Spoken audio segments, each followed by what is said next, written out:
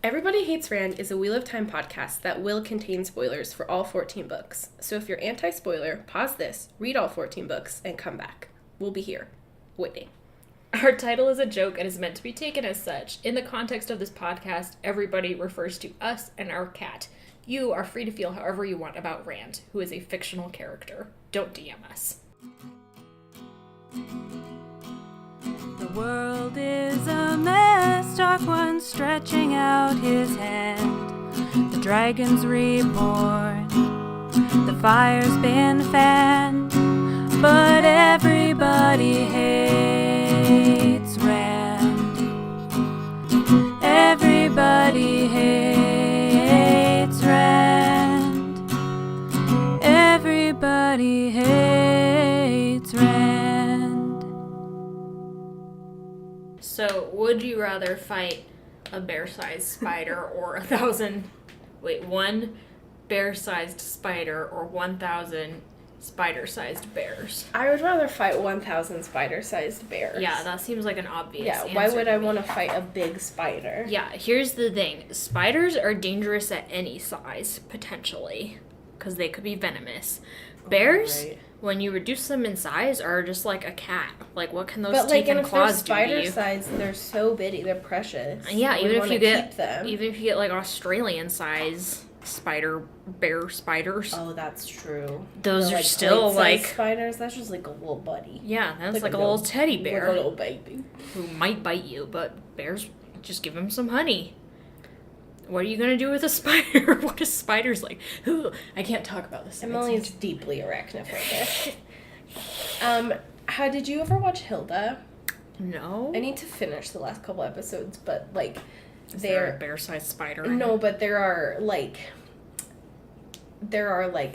knit-ins. They're, like, you know, like, baby lice are called nits. Oh, yeah. And so they have, like, lice-sized kittens that get in people's hair, and they call them knittens or something like that. Cute. It's very cute. It's very whimsical. Yeah, Hilda is 100% whimsy, and I love it. But I stopped watching because she and her friend were fighting, and it was giving me a weird amount of anxiety. When people fight with their friends, that, like, always induces me to not want to watch the show. That and love triangles.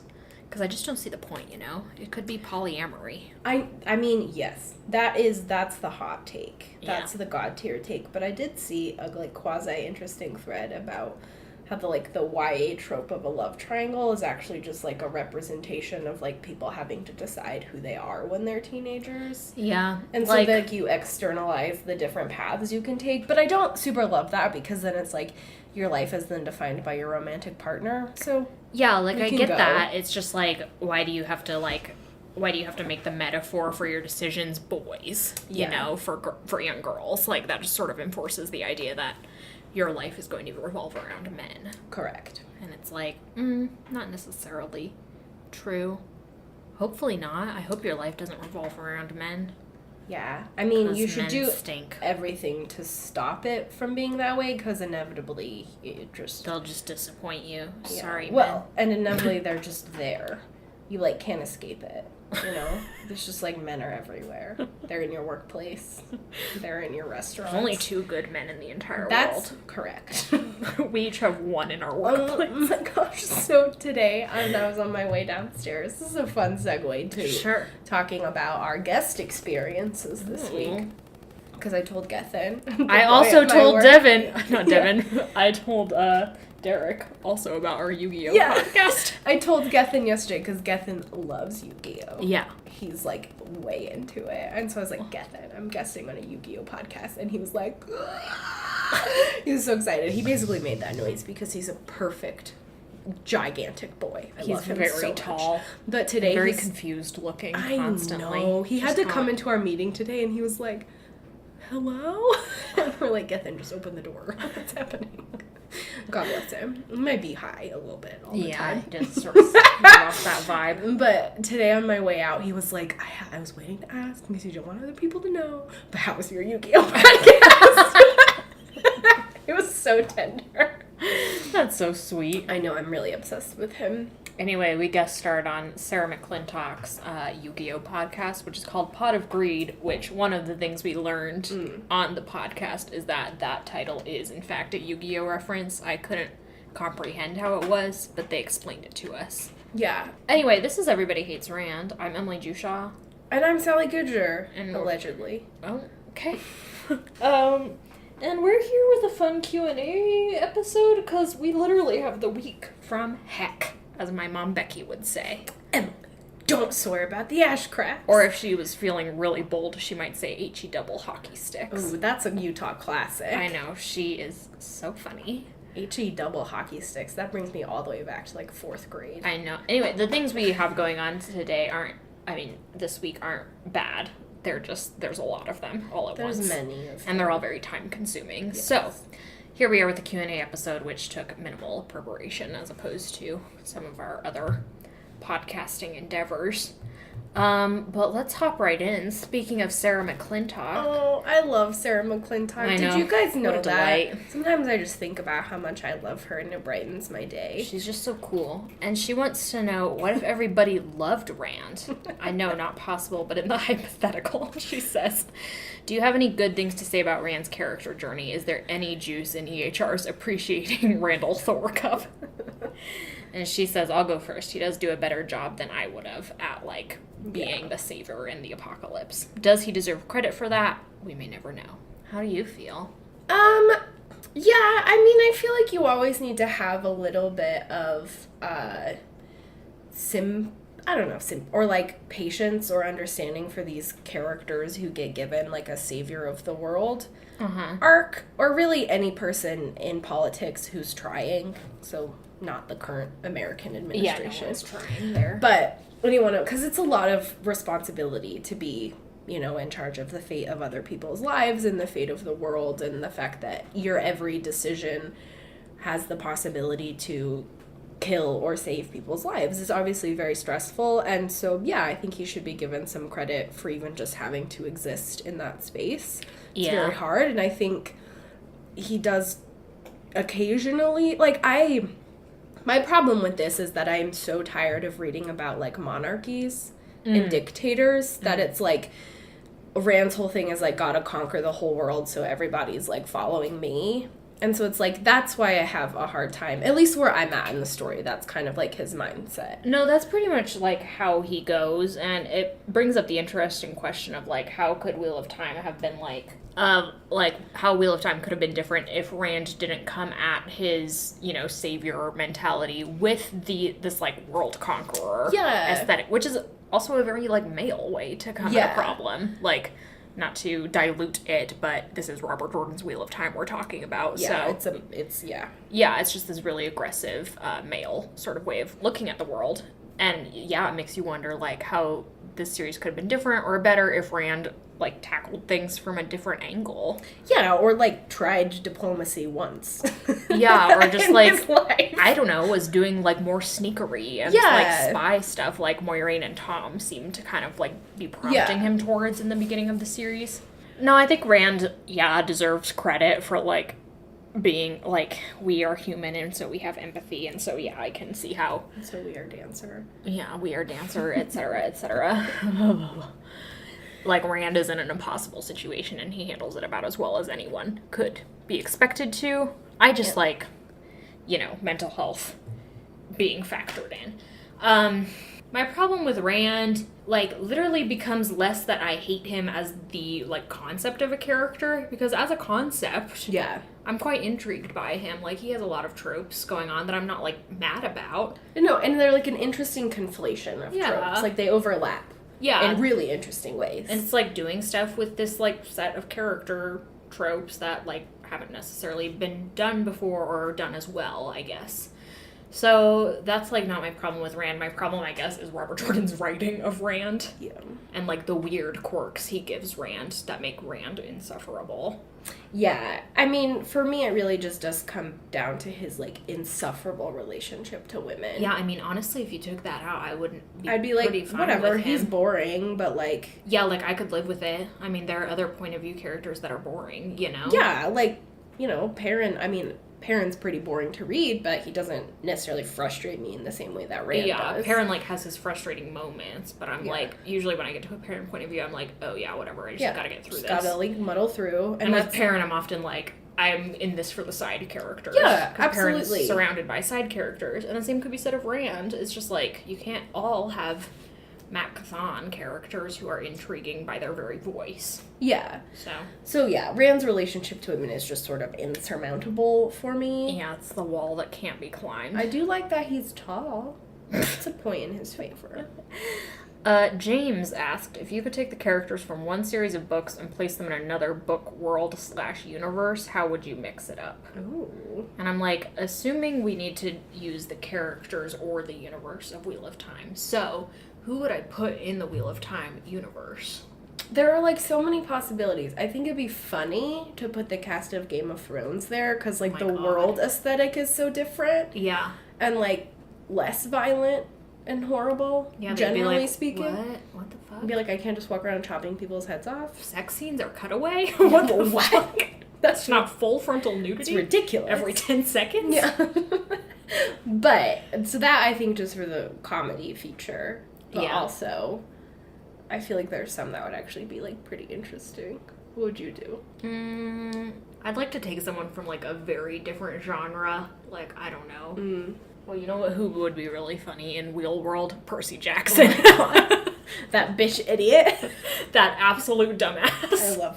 I would die for Percy Jackson. Percy Jackson in any other universe than the one he's given. And it would be hysterical. Barely deal with the one he's given. Yeah, where would we put the Wheel of Time characters, though? Oh, man. That's like, does it have to be another fantasy world, or could it be an iteration of our world? Because I think it would be really funny to put them in rural Virginia, looking for Glendower, the dead king. Oh, yeah! You could put them in the Raven Boys. Yeah. That would also be another hilarious set of characters to drop in Wheel World. Oh my god, yeah, Ronan Lynch. Where are the cars? Think about Ronan and Teleron Riyadh. Oh, that would be fascinating, right? Teleron Riyadh would end up being, like, Ronan's actual psyche. Yeah, Ronan's like, oh, my dream world is just the dream world of another universe. Yeah. It's fine, I'm God.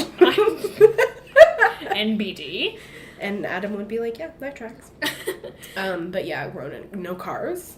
I know, the tragedy. Yeah, that would be pretty upsetting. Rob Christiansen, or is it Christensen? I think it's Christensen, but I don't know. So Rob, correct us. Yeah, correct us, Rob. What movies or stories traumatized you as a child? Creepy or oddly innocent films are acceptable. Chicken Run. Chicken Run is a disturbing one. I still to this day have not seen the entire movie because I started crying so hard. It's the decapitation stuff. Yeah, every single. My brothers really liked it for unknown reasons. That scene where they're like, a chicken gets its head chopped off for like being a bad chicken. Yeah. Is so, and you like see the axe descend, the like shadow.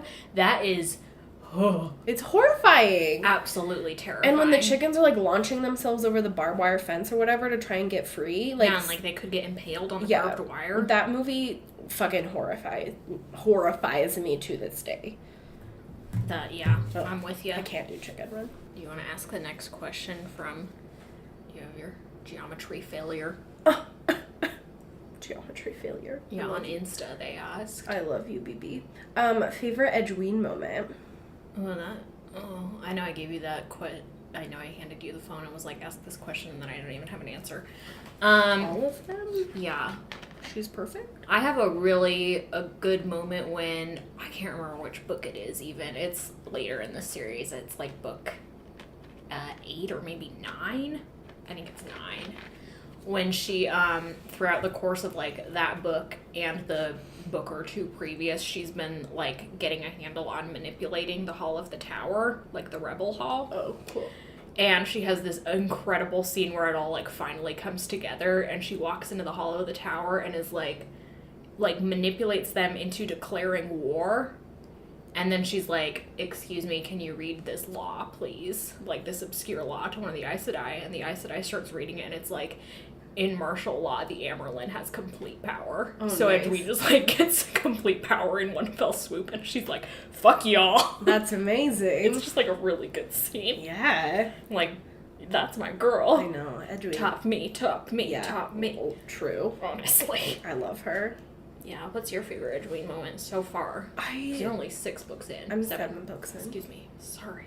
I feel weirdly like the Edwene moments that I really love so far have involved other characters. So I don't feel like super confident being like, this is my favorite Edwene moment. Because I just think she and Matt have some really like beautiful interactions. Very touching scenes together. Like when when like nobody's giving her respect and he like makes his whole army kneel to her. But that's more like a favorite Matt moment. Very sweet. I just really love that. What is my No, I mean like up until book like 8 or so, she very much like almost doesn't have her own plot line. Yeah. You know?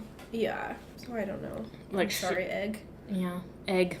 What's the next question? Alyssa asks, what are your casting thoughts? All unknowns, some famous people. How about casting diversity depending on different nations, real world parallels in the Westlands? Oh yeah, and like the next person also asked a casting question. Yeah. Robin asks, who would you cast to play Matrim Cawthon and why is it Robert Sheehan? And the rest of the gang, I guess. I feel like Robert Sheehan's a pretty good one for Matt. He's a pretty good Matt choice. I don't know if I like... My thing is... If you're going to cast the Wheel of Time, you might as well just get, like, a bundle of unknowns. I think it would be, like, too weird to have people. Because it's like Game of Thrones. I really like Game of Thrones casting for just, like, casting a bunch of weird British people who, for the most part... With the exception of, like, Sean Bean. Yeah, weren't super well known. And, you know, Sean Bean then gets killed off in the first season. Spoiler alert! If you haven't somehow missed that spoiler for the first season of Game of Thrones. So, like, I don't know, maybe you gotta get in 1 star power. Yeah, to, like, play someone who dies really early on. I was gonna say the same thing. And Lord of the Rings sort of took the same approach. Yeah, you've got, like, Ian McKellen, and then everyone else is, like, a bunch of weirdos. Yeah, like Orlando Bloom, that was his first role. Yeah. Elijah Wood, that was his first role. And so, yeah, I like that approach. I think some, like, unknowns, but, like, good actors. Like, please don't do, like, the Teen Wolf thing where, like, only Dylan O'Brien is a good actor. God bless him. But, like, I just feel like if you are signing on to play Wheel of Time, and if it's good, then that's, like, gonna be the character you're known as for forever. Yeah.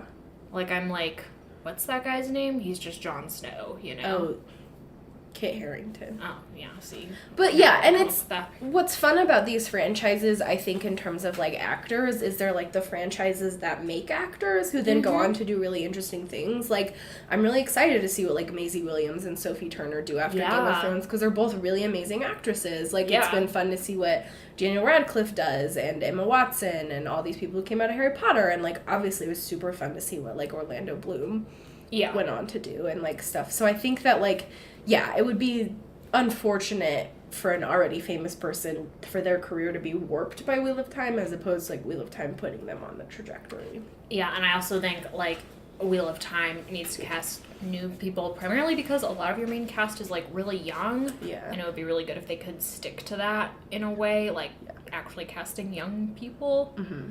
Like, it's really cool that, Sophie Turner and Maisie Williams got cast young, and now they're grown-ups. Yeah. And they have their, like, acting, all these notches on their belt. Yeah. As for, like, various ethnicities, yes. Yeah. I think if it didn't happen, I would probably not watch the show. Yeah, I think if they're asking, like, particular ethnicities, I'd say, like, you know, obviously Saldia has, like, Asian vibes, I guess, like, in terms of how they describe the characters. Yeah. And a lot of the Borderlands have very, like... Yeah. I'd really be interested in having, Tyr and Ilian be, like, brown people, like, Mediterranean brown people. Mm-hmm. Greek. Yeah. Greek, Turkish, Middle Eastern, etc. God. I don't think anyone from the Two Rivers should be, like... I think everyone from the Two Rivers should be ethnically ambiguous, except for Rand. He's just like, here's a white boy, I guess. Yeah. Yeah, ethnically ambiguous would be interesting. I always think of Aradoman as, like, people being kind of, like Indian, a little bit looking. Yeah. Like Saldia has always given me sort of, like, Mongolian or, like, Southeast Asian vibe. Because they've got the, like, horseback riding. Yeah. And then, like, Shinar is, I think, pretty heavily influenced by, like, Japan. Yeah, exactly. And stuff like that. So it would be really interesting, like, especially in a series that I think, unfortunately, grabs kind of what it wants from Asian culture, that, like, to see different Asian countries and cultures and ethnicities portrayed would be not, like, it wouldn't redeem that, but at least it would be, like, a good step in doing a little better. And, like, the sea folk are canonically mostly black. And I think then you might actually be able to do something interesting with the Shanshan, because the Shanshan canonically are, like, don't have, like, geographically aren't separated by race, you know? You just get this conglomerate of people, and, like, Tuon's black, and everyone else is, like, Ejian and is white, and it's just, like, there's no, race has no bearing on your position within the hierarchy or where you're from, really. It just, like, doesn't come up. It's just, like, this cool conglomerate of people. Yeah. So, be interesting. Yeah. What's a movie or set of movies we feel should have been a TV show instead? This answer is based entirely on a conversation I had with our friend Lee. So Lee, I doubt you're listening, but if you are my sweet angel, this is a shout out to you. Is that I really love the book Cloud Atlas, and I really love the movie Cloud Atlas, even though, actually I don't really love the movie Cloud Atlas. It was just like the first movie of that kind that I had seen, and it has a lot of things that appeal to me, like multiple points of view and like different timelines and different, like a really interesting structure for, even though I think it did kind of like fuck up the book. The book has a really interesting structure and it didn't translate in the movie. But anyway, Lee and I had this conversation about like why the movie is good and also really problematic. And then she said the really brilliant thing that like the Wachowski sisters were, like, trying to get at something that they then got at in Sense8 when they were given more, like, time to, like, explore how lives interacted. So, not saying because I love Sense8 I wouldn't give it up for Cloud Atlas, but I do think that, like, Cloud Atlas would have benefited from lots of things, including more time. Yeah, that's good. You're right. I don't know what I'd do. Mad Max, maybe? That's just because you're a slut for Mad Max. I am a big slut for Mad Max, but, like, genuinely, that's a universe I would, like, be interested in seeing expanded upon, and, like, the exploration of the world. Like, I'd really like to see then Charlize Theron's character, like, go out into the world and go exploring and see what that would be a good one. Is out there. You're so smart, Emily. Not really. Rob says, what are your favorite songs aside from Tub Thumping? Well, Work Song by Hozier. It's a classic. Is my ride or die. Yep. Beekeeper by Dessa. It's one of my faves. In fact, let's pull up my Spotify. I listen to a lot of music. I've got to pull up my musical selection. Cut to the Feeling by Carly Rae Jepsen. Classic. Absolute classic. Secondhand News by Fleetwood Mac. Ooh, good one. Also, Monday Morning by Fleetwood Mac is another one of my favorites. This is a stupid answer, and I don't think any of the rest of his music is good, but In the Air by Crankdaft featuring T-Pain is my number one feel-good song. My God. I really like that song, I'm sorry. Boy Problems by Carly Rae Jepsen. I know, Carly Rae, she's just so Everything good. by Carly Rae Jepsen, basically. Everything from the Into the Spider-Verse soundtrack is incredible. I really like, I guess that's why they call it The Blues by Elton John. Okay. That's one of my weird faves. And also The Longest Time by Billy Joel is another one of my all-time favorite songs. Oh, Billy. I've recently gotten into Lizzo, and I'm obsessed with her. Juice is an incredible song. I also really like Water Me and Boys, and of course, you know, the classic Truth Hurts. Such a good song. I love Witch by Florence and the Machine. That's a great one. It's a classic. For some reason I have a lot of Goo Goo Dolls on mine. I can't really explain that. I also have a lot of Halsey. I'm a slut for Halsey. I do love Halsey. I'll admit it too. I really like In the Middle by Dodie. It's a song about a threesome. Ooh. Oh yeah, you showed me really that one. Fun song. Steps by Handsome Ghost always makes me think of London.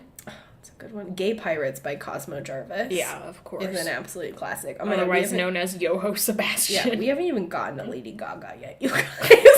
We're just scrolling through our music library. I'm sure this is really fun listening. You're getting all these good music recs, though, so don't be afraid to embrace what's happening. Leanne LaHavis has a really good cover of Say a Little Prayer for You, or whatever that song is called. And also What You Don't Do is one of my favorite songs. Her songs. It's really good. Africa by Toto, obviously. It's legitimately one of my favorite songs. No, it's a good song. It's just funny. If I Could Turn Back Time by Cher is another one of my faves.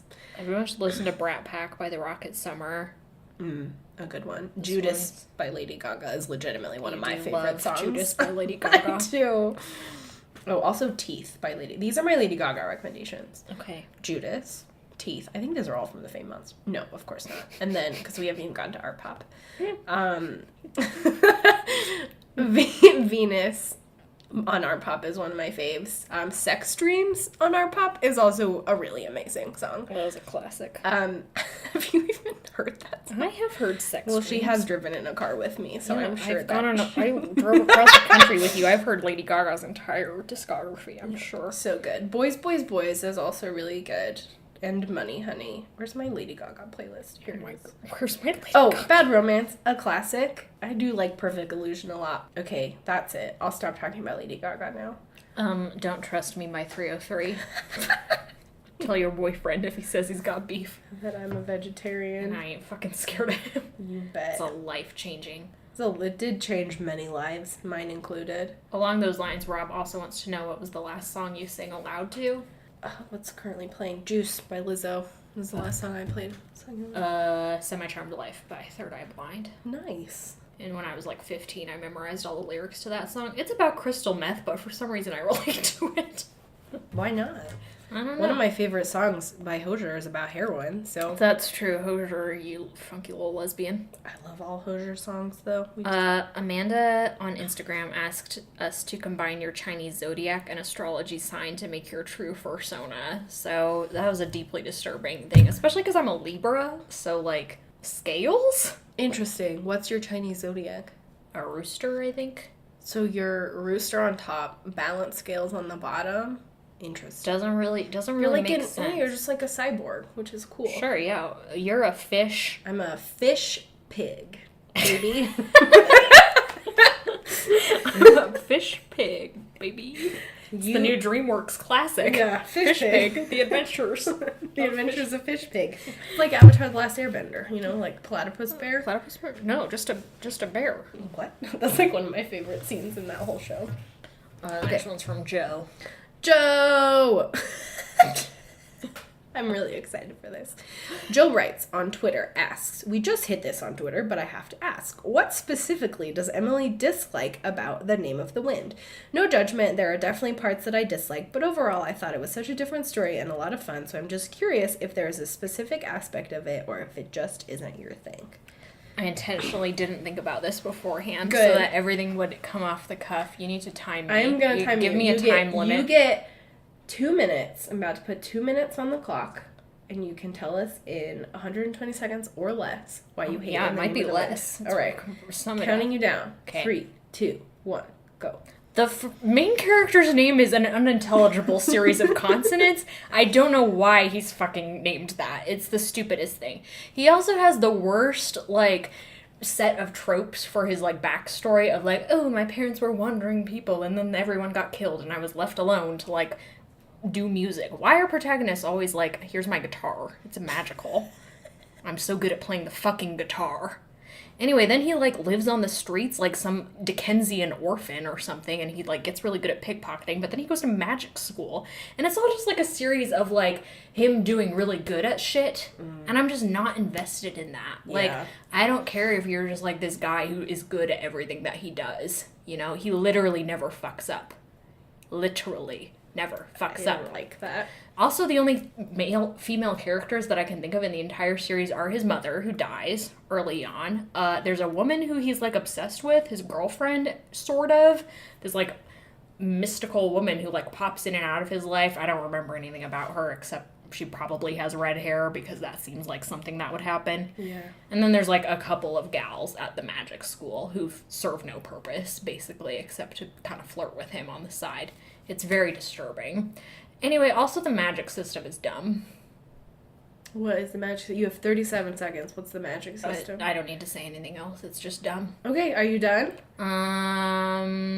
I don't like that the frame narrative is that he's tending bar and is down on his luck and is like, I'm so sad. All the bad things that happened to me. Here's the story about how good I was in adolescence.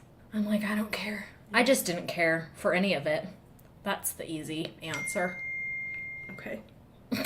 All right, with 9 seconds remaining, that is Emily's answer. It sounds pretty bad. I'll admit it. It's like, I can understand why people like it in a sort of like conceptual way, and that like I as a person could never like it, so I'm sort of like a robot trying to relate to human feelings and understanding have how their people own robot feelings. like if you're it. a robot, you don't have to Okay, have well, human my feelings. robot feelings are that this book is like, it sort of like came out of a machine in terms of like tropes and just like stuff happening like one after another, of just like, it just really bothers me that there's this protagonist who every like situation he's in, he comes out on top and is kind of like smug about it. No. He's really smug about it. There's like this scene where he like doesn't like a teacher, so he's all like, I could teach this class better than you, and the teacher's like, okay, well, get up and teach it then. And then he does, and like does a good job. And I'm like, there's nothing, like, this is just like male fantasy in terms of like, this is what the type of men who go to college classes and think that they're smarter than everyone else, like, this is what they want to be. Yeah. And as someone who has been suffering from that, like, presence of men like that in my life, it's just like, why would I want to read about more of them? Yeah. Men who are just like, and then I'm good at everything because, I don't know, I have a magic dick and I'm, like, good at magic. I saw your thing on Twitter about how, like, in the second book, he, like, fucks some girl so well that she, like, sees Not Jesus. even, like, a sex goddess. Oh, that's like right. the version of Aphrodite. He, like, fucks her and she's like, you were so good at that. Oh my god. And I read that on Wikipedia and was like, I guess I'll just drown myself in kerosene now, because what's the point of being alive? Yeah. You make a valid point. It's the end of times, my friend. Kiss your cats goodbye. Okay, anyway, I harbor a lot of hatred, but I, like, try not to, like, let that loose into the world, so... That was your too platform often. for your hate? Yeah, that was my platform for my hate. If you do like it, I don't necessarily think less of you. Only if you fit another certain amount of characteristics do I then begin to think less of you. Are you a man? Mark against you. Sorry. Yeah. Emily, like the annual hatred of women quota we discussed last week, Emily's got a quota for whether or not she hates you. So. I just hate, like, people who are like... Full stop. We get it, baby. I can't go You're on in a anymore. safe space. Everyone here hates people too. Anyway, Kayla then wants to know why you like Frankenstein so much. She said, I know Frankenstein is beautiful, but do you want to explain your obsession with it? How does Mary speak to your soul? I also didn't think about this because I'm just trying to let it be emotional, because my connection to the text is, like, predominantly emotional. The best way I can explain it is that, like, Frankenstein just sort of planted itself in my emotional and intellectual architecture, and it has framed the way that I think about the world in a lot of ways. I had the great pleasure of reading Frankenstein by Mary Shelley and Autobiography of Red by Anne Carson within a couple weeks of each other. And they're both monster narratives. They're both beautifully written. And they were both taught by pretty good professors. Anne Carson's, I almost said Anne Frankenstein. Anne Carson, Autobiography of Red, was taught by one of my favorite professors, Susanna. And Frankenstein was taught by Andy Franta. Who I know a lot of people had problems with him, but I thought he was a really good professor. Sure. And Frankenstein, there's just a lot of themes that I really love. Frankenstein's subtitle is The Modern Prometheus, and Prometheus is my favorite Greek myth. For, again, reasons I can't really explain, this idea of, like, human daring and this idea that we're sort of challenging the universe and what that means, and sort of the balance of hubris and imagination. Like, I think Frankenstein was the first time I really thought about what imagination means and, like, what a gift it is that the human mind can conceive of something that doesn't exist in reality. And, like, our constant striving to make that true, be it through science or fiction or science fiction or however we seek to alter our reality, that was just, like, a really sort of paradigm shift in my thinking about how creation happens. I also really love the way that Frankenstein is put together. I'm a slut for a good structure, and Frankenstein has a perfect nested frame narrative that you have... the Arctic explorer, whose name I can't remember, Arctic. Also, Frankenstein is wild. The fact that, like, a key plot point is Arctic exploration is just, like, what? That's insane to me, and I love it.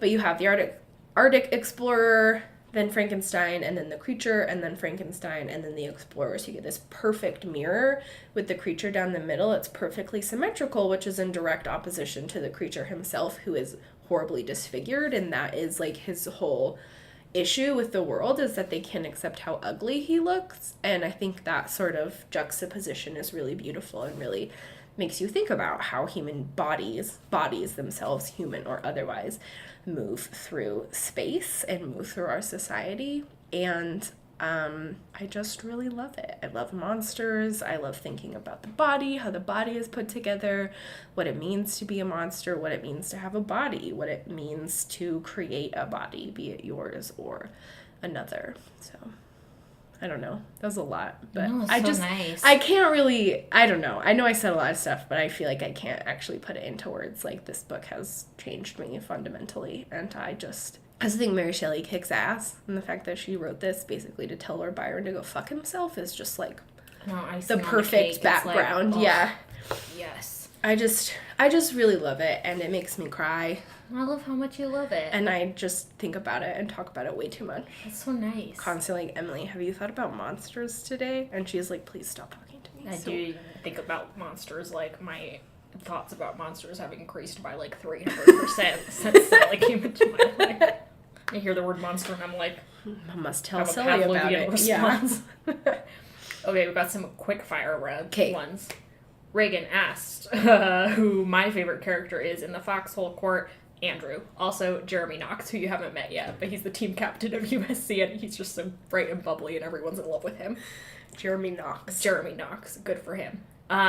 Then Robin asks, what are your thoughts on the Two Rivers to back trade and its parallels to global capitalist economy? Easy, I have none.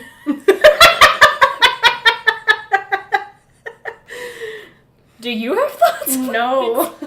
Except that capitalism is evil. Yeah, capitalism is evil. And that we should eat the rich. Mm-hmm. And that also, it's an interesting parallel to Lord of the Rings. I don't know why that's my only thought we sort of, like, brace our sort of, like, homely, down-to-earth people in the cell of tobacco or things that you smoke. I wonder if it's to do with the American South, at least with Robert Jordan. That makes kind of sense to me. Yeah, but then I don't... Yeah. Yeah, I guess that makes sense. I think he's from, like, Charleston or something Yeah, like he's that. from Charleston, South Carolina. Rick asks, do Perrin and Fail stay together in book 5?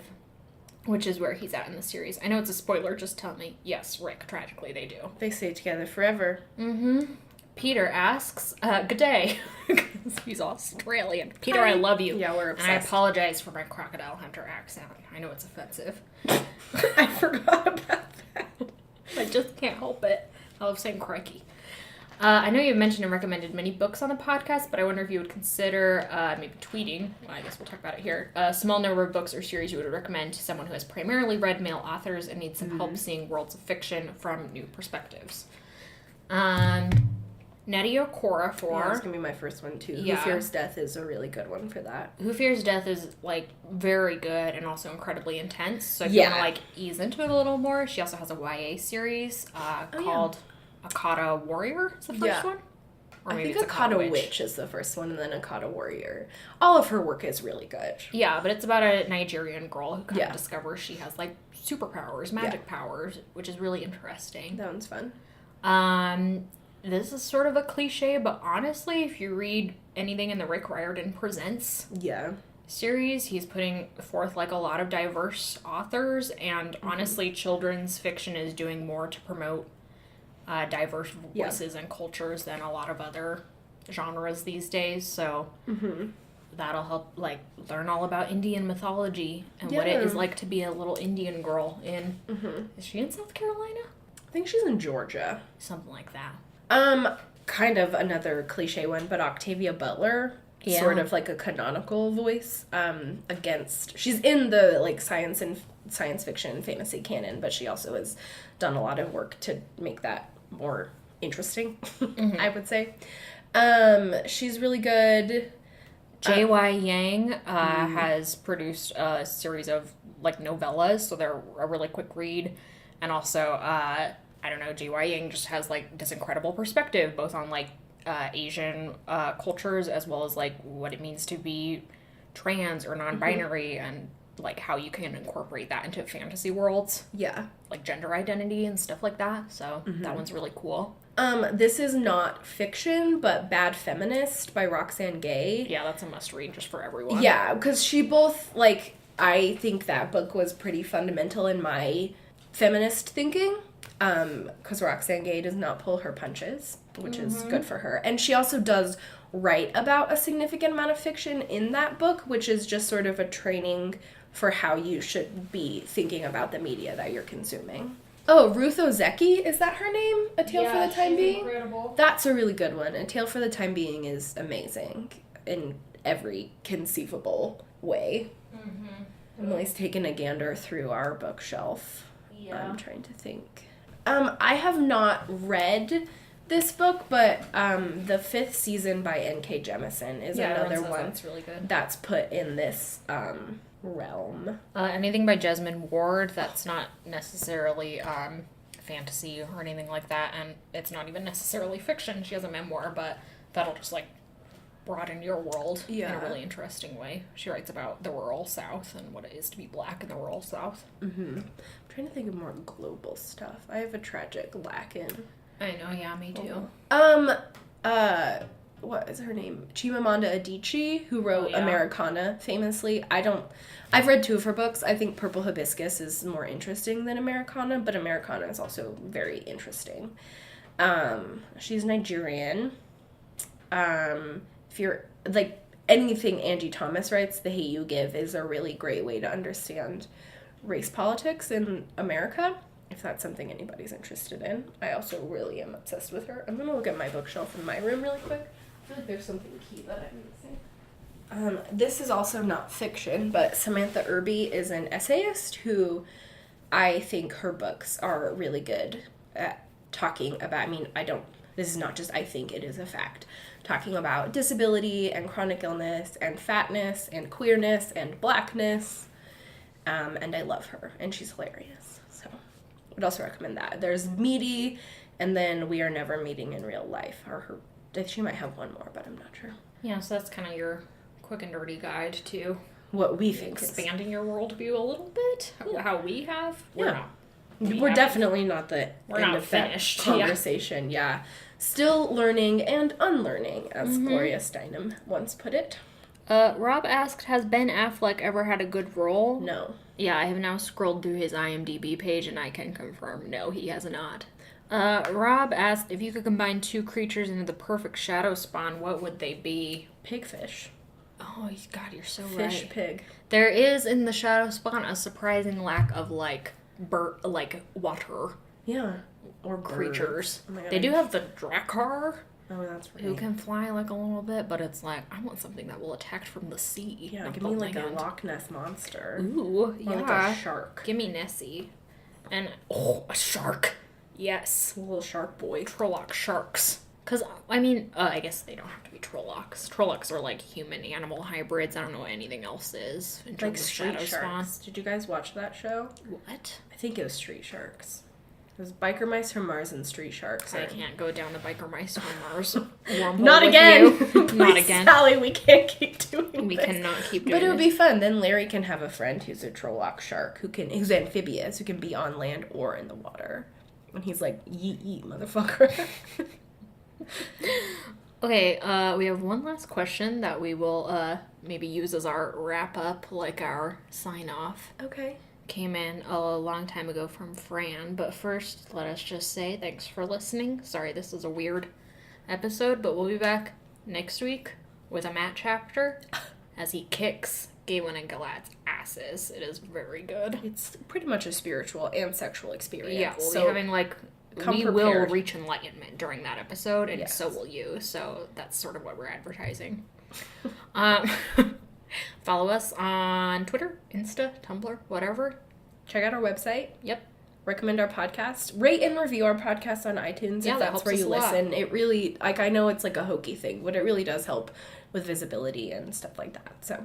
Okay, Fran asked, in the event of a Randland democracy, do you think Rand, as the dragon-themed messy icon of the Wheel of Time series, should be able to vote? No. No. No, I don't. Goodbye.